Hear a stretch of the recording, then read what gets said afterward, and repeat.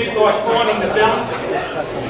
Men and ladies have a hard time, balancing everything in their lives. And as blokes, we don't want to show ourselves as the only one with the problem.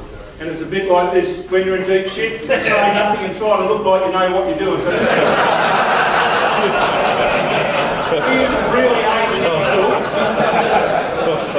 It really is atypical of a bloke in his cave. I'm alright. Don't bloody muck around with me, I'm alright. And that's exactly what we've got to do, and we're hiding it like a whole lot of reasons.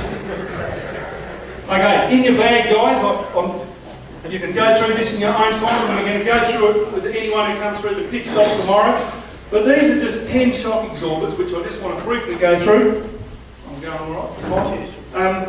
Because they're things that you can pick up in people's lives. So there's 10 questions, and I'll be up front with you, they're 10 markers for depression. They're reworded, but they are 10 clinical markers for depression. So we can establish as lay people how you're travelling and say, shit, you need to talk to someone. Feeling low in energy or slowed down. If you've just come from Melbourne and it's bloody 7:30 and it's really about 10:30 or 11, you guys have got good reason to feel slowed down. But if you're under 40 and you've got no energy, get in and get some bloods done, because something won't be right. You should have all the energy in the world. So it is pretty important. Difficulty falling asleep and staying asleep is the biggest single reason that blokes and ladies go to the doctor. There's 7 categories in there, and 24, 1/4 of the population have trouble with that, with sleeping. And that affects everything else down the road. Unexplained temporary outbursts. If you've got animals, kids, wives, partners, we have temporary outbursts, but it's the unexplained bit. Heart pounding or racing is a medical condition, and surprises us with the work we do. The amount of people who say, shit, I've had that after I've run, I've done some work, get to the doctor and get some medication for it. Feeling hopeless about the future. Pretty serious questions these. Easily annoyed or irritated. Feeling trapped or stuck. We've got in every bag is the shock absorbers and a ranking from 1 to 5. If you're filling in 4s or 5s with any of these questions, we say you need to talk to someone, because you need to establish why you're filling in a 4 or 5. This one here, losing interest in things I usually like. Food, sex, recreation, socialising. Most blokes, when you're filling it in, they'll put a ring around the sex and say, I'm alright, but the wife's lost interest. It's the standard response. But upon questioning these blokes, last year we found 7 blokes with a testosterone deficiency and 3 blokes that were physically incapable of participating in the activity. So they were saying it in third person. And I just had a guy at During Bay the other day said the same thing. He ringed the sex straight away, and it wasn't the wife, it was him. So it's a serious question. But if people have gone off their food, not playing sport, not socialising, we need to ask why. We need to be involved, and we can pick that up in a community group or our own family. Feeling shaky, anxious or panicky, so an increase in anxiety, a 4 or 5, you need to talk to someone about it. Unable to get rid of bad thoughts and ideas is a pretty serious question. The research shows 90% of us have a bad thought, but it'll be a throwaway line. I've had enough today, I'm out of here. But if we harbour it and are unable to get rid of it, we need to talk to someone. And if someone's filling in a 4 or 5 on that question, they need to go on suicide watch and we need to get them help immediately. So we will talk about that tomorrow with anyone coming through the pit stop. Any of those questions, there's a single leaflet in your bag, but they're good markers to analyse how people are going in your life in those 3 areas of your life. Okay, kind of in summary, we reckon looking after ourselves is ordinary people looking after their mates. We reckon we're primary care, not the medical system. Because people get stuck, and staying out of the mud is simpler than getting into it. And if you take these guys, you guys in this room, and being an ex-farmer, that picture tells me that bloke's not looking under there to see if he can hook a chain on. He's having to look under there to see if there's any room between the belly plate and the mud so he can walk around there and have another go. That's what that's about. Because that's what we do. And in the big wedding a couple of years ago, I know a guy that ripped off 8 of the 12 tyres on his big New Holland because he had another go.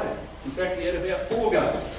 So things do bog us down. They tend to destabilise us. That guy would need a helping hand to get out of there. So sometimes as blokes we've got to put up a hand and say, shit, I need a hand.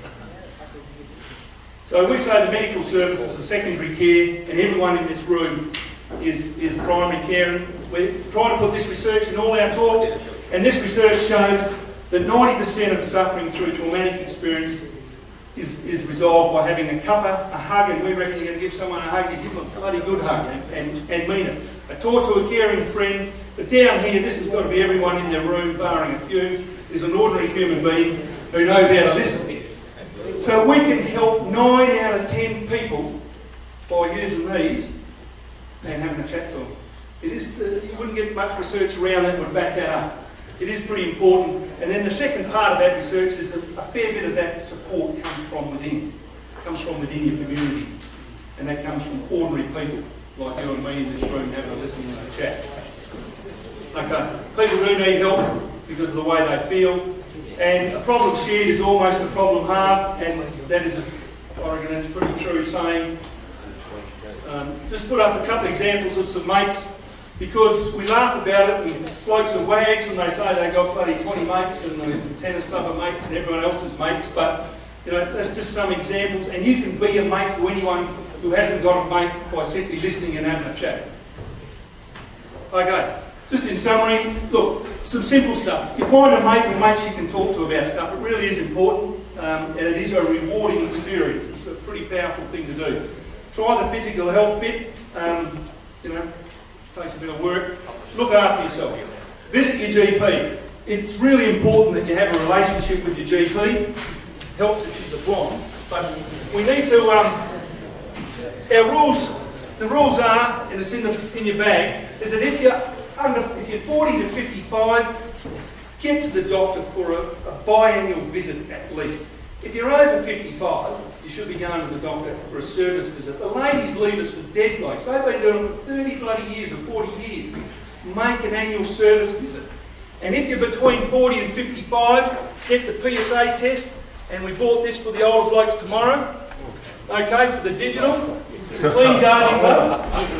But seriously, if you're 40 to 55, get the PSA, and if you're 55 and above, combine the PSA with the digital test and do it annually.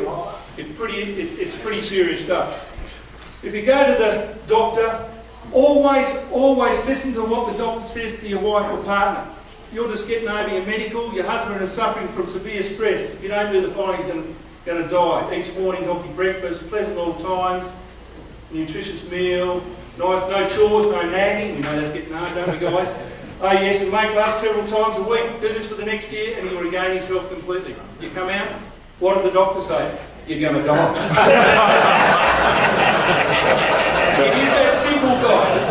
2 sets of ears are better than one, but make sure you go straight to the source. Look, maintain that social network. Take time to laugh with others, because we reckon in the game we're in and the game you're in, if we lose our sense of humour, we are stuck. So we have to be able to laugh at ourselves and at anyone else. Look, life is about getting the balance right. We reckon we've got the right angle along the road.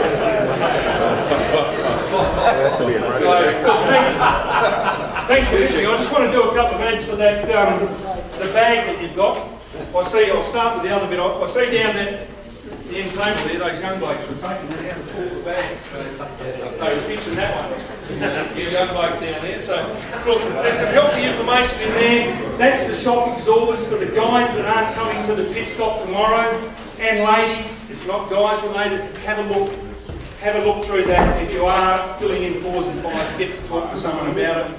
The other 2 important things in the bag are the talk to a mate magnet before it gets too much, talk it over.